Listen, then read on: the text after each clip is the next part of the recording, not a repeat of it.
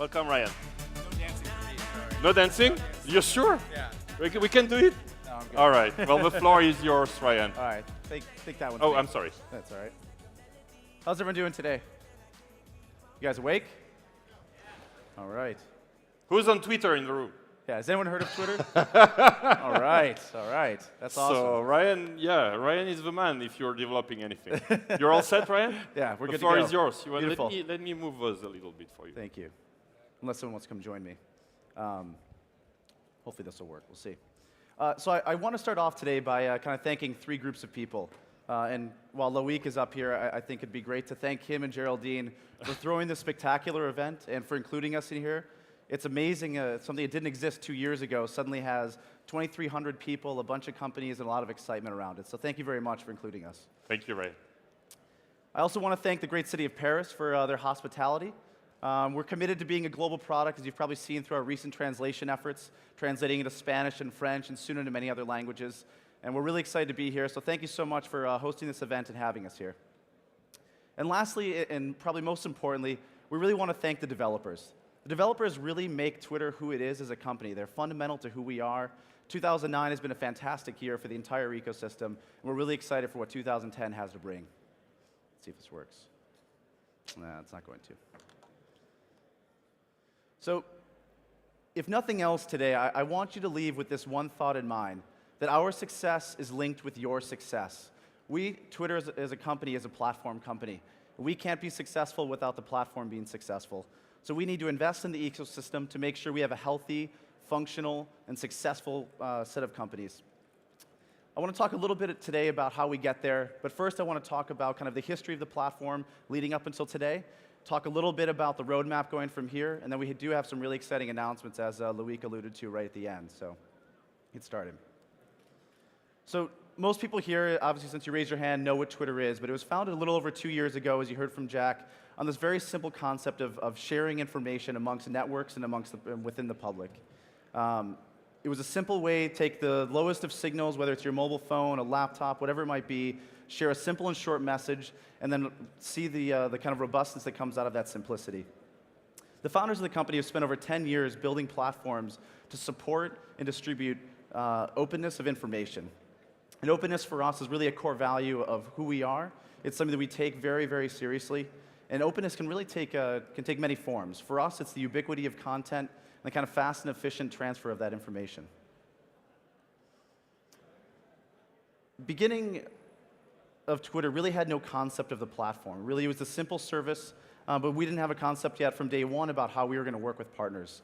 We were a simple service that allowed people to share this information, and we had some remote developers who were wanting to get easier access into the system. And Rails at the time, which we were using and are using now, had this easy way to enable an API for anyone to be able to access this. We turned on the API mostly for these remote developers, but soon we were working with developers like Twitterific to launch some apps. So soon, at that point, the Twitter platform was born. But to fulfill our goals as an information network and a communication network, we knew we were going to have to work very closely with developers of all sizes to make sure that Twitter was available in kind of any mode and medium that a user needed. Where people were communicating, we wanted an interface to Twitter to exist and be there to be able to work with them and be able to get them the content they needed. That means different types of interfaces, from plants that tweet out when they need water, to seismic and some of the richer experiences, and all the way down to things like rich gaming consoles like the Xbox. So once, 2 years ago, where there was only one app, we have a fast-growing and healthy ecosystem, and we're really proud to say that we have over 50,000 registered applications in the ecosystem, helping people create and consume content all over the world. This is a huge milestone for us and something that we're really excited about. It shows kind of the potential of these open and simple APIs for people that have a low barrier to adoption, can create these really rich and robust experiences. And these apps can eventually, these apps end up creating this kind of like faceted experience where, depending on which app you're using and which type of mode you like, whether it's Tweety for kind of a simple view or Seismic for kind of the rich view, we have different developers that will provide those experiences for you. Because of this faceted experience, our success can kind of be difficult to measure. We are in a unique position. A majority of our users experience Twitter on partner sites. They don't actually come to twitter.com. Over 50% of our traffic happens off of twitter.com, and that's something we're really proud of. It underscores our success is dependent on your success, and it really illustrates the fact how much we need to work together to make this work. Something that didn't exist 2 years ago created an entire market of companies and apps. The ecosystem is maturing, and companies are making real money and building real businesses with millions of dollars at stake.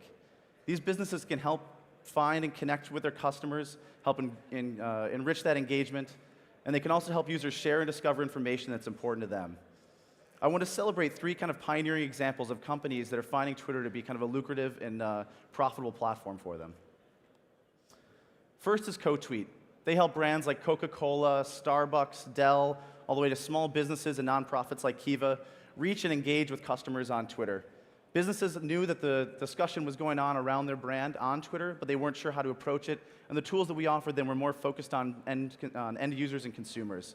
So CoTweet built an entire business around creating tools to engage with those businesses and give them very specific tool sets to actually be able to join that conversation, have multiple authors, all sorts of different functionality. Brands ended up paying CoTweet for that specialized functionality, and they are now a very successful business that I think just recently went public with their product. So check it out. One Riot also is another great example of a strong business. They take a real-time search based on our data and a few other sources and provide a totally different experience than what Twitter's search experience is. It's something we're very excited about, and we think is very fundamental to what we do as a business. We don't feel that people have to come to Twitter to search our content, as you've seen with some of the deals we've made with Google and Microsoft.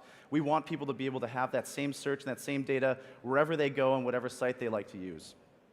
We want to be aligned with those companies that we work with so that even if those searches happen on a third-party site or on a partner site, we're all happy and aligned in that success.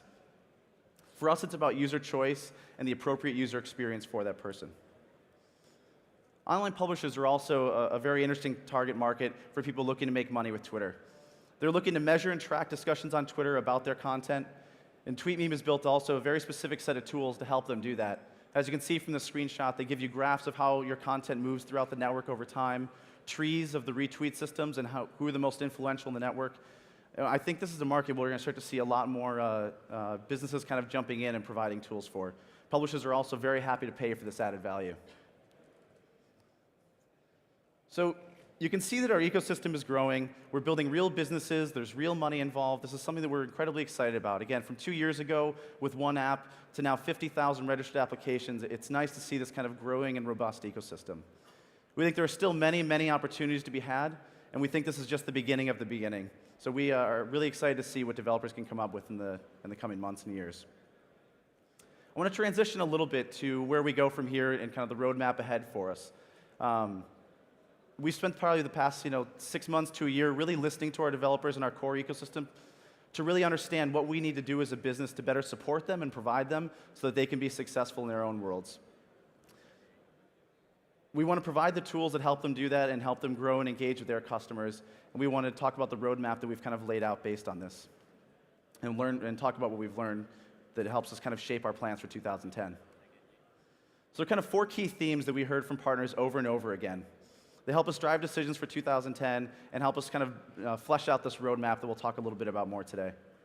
So first is transparency. And transparency for us is in how we govern the developers in the system, policies, rules, things like that. We need to be more public about those, publish them so developers know what's going on, but also transparent on how we engage with third-party companies and provide access to content.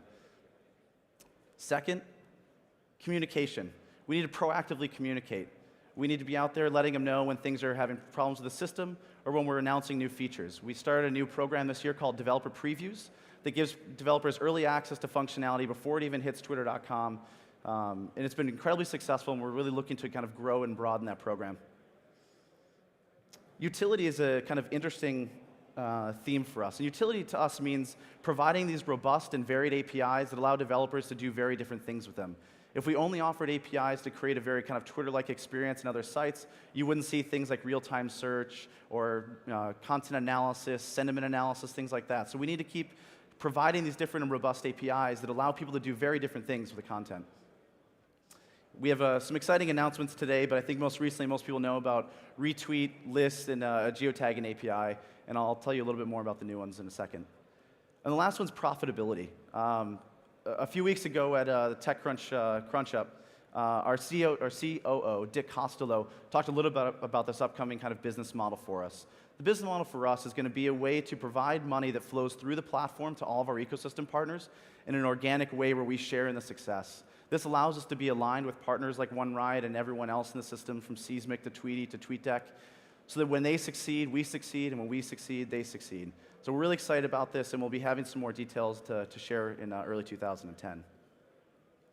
So with those guiding principles in mind, I want to talk a little bit about, I want to show you a little bit about what we're talking about instead of all this kind of talking. And we have 4 really big announcements today. As you probably saw with the deals recently with Google and Microsoft, we licensed them our fire hose of data, which means every public tweet in our system instantly gets streamed to them in real time so they can mash it up and throw it into their own search, use it for all sorts of different things. And Google launched their version of it on Monday, and Bing launched it a few weeks back. Now, this is something that we're really excited about, but it doesn't scale, and we want everyone in the system to be able to have that same type of content access. So we're really happy to announce today a program that allows us to be able to provide that same type of access, the fire hose, for everyone in the system. Again, we think this is going to be incredibly huge. All the developers out there that we've been talking to, this is what they want to get at. And we want to be able to provide a framework, whether you're rich or poor, big or small, Y Combinator to the public libraries, whatever it might be, whoever needs this type of content, we want to be able to provide an open and transparent framework for you to gain access to it. We think it's going to be fundamental to our success to be able to not only be transparent about that and make these kind of deals, but to also be able to actually funnel out this content to the edges of the network where people are trying to access it in their own way. Again, we don't have final details yet, but this is a major focus of ours, and we'll hopefully be having kind of more finished or more hammered out details in early 2010. The second announcement, and a really exciting one for us. From the early days of Twitter, it's been about the developer ecosystem has formed around what we had as an API wiki. We used all sorts of different services like Google Code to track issues, Google Groups for our messaging forum, and the PB Wiki for our API wiki that held a lot of our documentation and tutorials. And a major step for us as a company and as a platform, today we're announcing a new place for our developers to call home. This is the new developer site that we're going to be launching. It's going to be a place for developers to congregate, ask questions, support other developers, and learn. We want to inspire developers to build great things and to think big. We also want to equip them with the knowledge to go forth and build awesome products. What's the URL going to be for? What's that? The URL? Not telling you yet. It's not launched today. We're going to launch in a few weeks. So it's going to have documentation, a whole new set of documentation, a unified search to search across all known issues and documentation, tutorials, everything. An API console, a status dashboard from an external monitoring service, which I think will be huge and make developers very happy. And a big piece of this is we want this to be a site kind of built up by and for the community. We'll be getting content from our top developers in here to talk about working with the streaming API, building desktop apps. We have this really rich community that's really active, and we want to leverage that and let them help each other. So this is something that we are incredibly excited about. Again, it'll be launching in a few weeks, and we look forward to getting your feedback on it. Third announcement. This is another really exciting. We have lots of good stuff today. Kind of excited. This one's about kind of rate limits and authentication. So with this kind of new utility in the platform that we've been talking about with retweet, lists, and geotagging, that means a lot of these applications like Seismic and Tweety have to be making tons of calls back to the service, and the 150 requests per hour has been really limiting to what they want to do. And we're happy to announce today that we're going to be adding in, anyone who makes an OAuth request to the system will be able to have a 10x increase in their rate limits. That means 1,500 requests per hour for every OAuth application. We think this is going to totally change the kind of engagement and richness that apps are able to provide with this new utility that's provided to them. Another big thing we heard in talking to partners was that a lot of these rich apps can't use OAuth because of the browser requirement. For those of you who have used OAuth, you need to pop open a new browser where you allow that user to gain access to your credentials, and then you pop back over into the app. For installed desktops and mobile devices, this is something that's really hard to do. So we're going to be offering an API for all of these types of apps to make a single request with the user's basic auth credentials and get back an OAuth token so that they can sign all the requests and start to gain access to this new kind of richer rate limits. And lastly, one that we've talked about for a long time is we're going to announce the deprecation of basic authentication starting in 2010. Basic authentication, while incredibly flexible and simple for people to use, doesn't really provide the security and privacy that we want for our users, and it's something that we need to start moving away from. So as we provide these new tools to move into OAuth, we're going to start announcing a 6-month plan to deprecate basic auth. So kind of the last announcement, and the one I'm probably personally most excited about, is one that it allows us. So I guess the way to think of it is our ecosystem has grown from one app to 50,000 applications. It's grown worldwide. It's become very difficult for us to kind of centralize that conversation and that energy into one room where developers can learn from each other, where we can answer questions and kind of have that give and take. So we're really excited to announce Chirp, our first Twitter developer conference, coming in the spring of 2010. This is something that we as a company are incredibly excited in. We're investing heavily in this, and we want to bring all the developers to this so we can start to share and celebrate all the successes we've had. Who here actually think they might be able to come? All right, we'll get more. One of the big things we're actually really excited about is we want to make this as approachable as possible. Because we work with developer shops from large companies with 30, 40, 50 employees all the way down to 1 or 2 people, we want to make this approachable. All tickets will be under $400, and we're going to be able to hold around 900 people there. So we hope to see a lot of you there. So in closing, I wanted to kind of recap a little bit of what we talked about today. Again, a lot of announcements from us, and I think a lot of this tries to echo that first key message we had, that we will only be as successful as our partners, and therefore we need to invest in them so they can be successful, profitable, and strong. So in recapping our announcements today, the first one was 50,000 registered applications.